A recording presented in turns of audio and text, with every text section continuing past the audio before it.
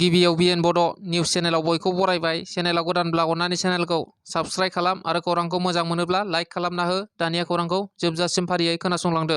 मोनसे गिख्रंथाव अर खामदों। चिरां जिल्ला बिजनी फानबारि गुदि बर' थुनलाइ आफादनि मावख'आ अर खामदों। बे अर खामनाय जाथाया मोनानि 8 रिंगासोआव जादों होननानै मिथिनो मोननाय जादों। बे अरा माब्रै खामखो बेनि गुबै जाहोनखौ दासिमाव मिथिथ'नाय जायाखै। थांनाय मैया 12 मे बर' बिमा सान। बे सानजों लोब्बा लाखिनानै गसाइगावनि सराइबिलाव थानाय गायदे हेलेनानि मुंख्लं सान फालिदों। बे मुंख्लं सान फालिनायाव बाहागो लादों एबसुनि बारग' दैदेनगिरि दावराव देख्रेब नार्जारि आरो आबोबनि दैदेनगिरिफोरा। मख'जाथावदि दुलाराय बर' फरायसा आफादनि आलादा रायजो सोमावसारनाय समाव 1988 मायथाइनि 12 मे अक्ट'आव पुलिसनि गुलियाव खास्रि बिस्रि अबथिरायै जिउ खोमानो गोनां जादोंमोन। सराइबिल गामिनि थागिबि गायदे बसुमतारीजों लोगोसे हेलेना बसुमतारी बिथांमोना हारिनि थाखाय जिउ बाउलांनाय बर' आइजोफोरखौ गोसोखांनानै गायदे हेलेनानि मुंख्लं खाम्फायाव बिबार बाउनानै मान बाउदों। दुलाराय बर' आइजो अनसाय आफादा सलिहा ब्रह्म गो बेक, सलिहा ब्रह्म जोंनो नाङा बायदि स्लगाननि गेजेरजों सासे फोरोंगिरिनि हेंथायै आखायाव प्लेकार्ड लानानै हेंथा सोमावसारदों। फरायसालिनि दिथागिरि बिथांमोना मिथिनाय बादिब्ला मसलपुर जुनियर बेसिक फरायसालियाव जादों जाथाया। सलिहा ब्रह्मआ मोनसे समाव मसलपुराव जुनियर बेसिक फरायसालिनिनो गाहाय फोरोंगिरिमोन। नाथाय सलिहा ब्रह्म बिथाङा फरायसालियाव मोजाङै थासारि खालामनो हायाखै, फोरोंगिरिफोरजों मोजाङै गोरोबा आरो बायदि रां जाख्ल'नायनि दायाव बे फरायसालिनिफ्राय ट्रेन्सफार खालामदोंमोन। नाथाय दायो फिन बायदि फाव खालामनानै बे फरायसालियावनो फैफिननो नागिरनायखौ खौरां मोननानै फरायसाफोरनि दिथागिरिफोरा बायदि बायदि गोख्रों अजद होनानै आखायाव बायदि बायदि प्लेकार्ड लानानै सलिहा ब्रह्मखौ हेंथा खालामनाय जादों होनना खौरांनि गेजेरजों मिथिनो मोननाय जादों। चिरां जिल्लानि साम्पाबथियाव थानाय बाथौ खेराइ फेमिलि रिजर्टआव बैसागु बिदाय फोरबो फालिनो फैगौ 14 मे अक्ट' रबिबार बारायखालि साखाफारा बैसागु बिदाय फोरबो फालिथायाव आथिखालनि जाखांफुनाय देंखो रोजाबगिरि जेसि नार्जारि आरो जिस्केल खार्जिजों लोगोसे गुबुन गुबुन मोसाखावरि हान्जाफोरबो बाहागो लाफैगोन।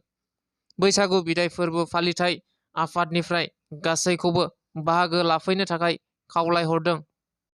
चिरां जिल्लानि सिङाव गोग्लैनाय खयला मैला गलानिफ्राय एसएसबि केम्पसिम आरो तुलसि जरानिफ्राय आमटेका पार्ट 2 सिम गाज्रि जानाय लामाखौ लुफुंनो थाखाय गिबि मन्थ्रि पाकि पाट निर्माण 2022-23 बोसोरनि आसनिनि गेजेरजों मन्थ्रि उरखाव गोराब ब्रह्मआ मैया अन्थाइ खाम्फा बेखेवदों। एमएलए जयन्त बसुमतारीजों लोगोसे इउपिपिएल दोलोनि मावथि आरो ओनसोलनि गोबां रायजो राजाफोराबो बाहागो लादों। मन्थ्रि उरखाव गोराब ब्रह्मआ फोरमायदों दि गिबि मन्थ्रि डक्टर हिमन्त बिश्व शर्माया गिबि मन्थ्रि पाकि पाट निर्माण आसनिनि गेजेरजों मोनफ्रोमबो बियाबाव 50 किल'मिटार लामा लुनायनि सुबिदा होदों, जायनि गेजेरजों बे ओनसोलनि रायजो राजाफोरा हान्था मेला खालामनायाव सुबिदा जायो आरो ओनसोला गोबां जौगागोन मानोना लामायानो जौगानायनि गिबि आगान होनना बुङो बिथाङा। एमएलए जयन्त बसुमतारीआबो फोरमायदों दि गिबि मन्थ्रि डक्टर हिमन्त बिश्व शर्माया जोंनि हान्था मेलानि राहाफोर, लामा दालां बान्दोफोरखौ मावनानै जौगासारनायखौ मेगनाव गोनां खालामनायनि थाखाय 50 किल'मिटार लुफुंनो हरदों।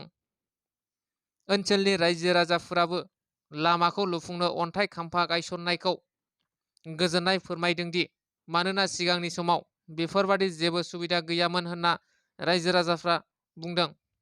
मोनसे गोजोनथाव खौरां, लेन्ड रिसार्च गभर्नमेन्ट अफ इन्डियानि हेफाजाबाव बिटिआर ओनसोलनि रेभिनिउ गामिफोरखौ ड्रन आरो गोदान मुगानि सार्भे टेकनिकजों सोनाय आरो सोफामफिननाय हाबाफारिनि बेखेवजेननाय हाबाफारि लादों। मख'नो गोनांदि बे समाव प्रमद बर'नि दैदेननाय बिटिआर सरकारनि बिटिआर हाग्रा बिफाननि मावफुं सोद्रोमा रनजित बसुमतारीनि नाजानायाव थांनाय 75 बोसोरनिफ्राय रायजो जाबोनाय 40,000निबो बारा नखरफोरा हानि फाट्टा मोननो हाबाय।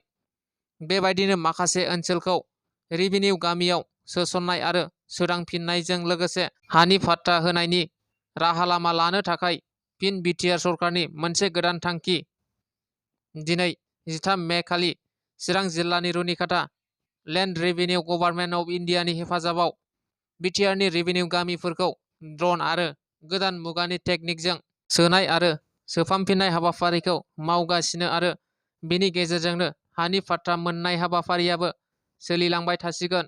सुलुंनिफ्राय मिथिनाय बादिब्ला बे हाबाफारियाव गाहाय आलासि आरो बेखेवगिरि महरै BTRनि गाहाय मावफुं सोद्रोमा प्रमद बर'जों BTRनि हाग्रा बिफान EM रनजित बसुमतारी आरो गोबां मेलेमजिबिफोराबो बाहागो लागोन होननानै मिथिनो मोननाय जादों।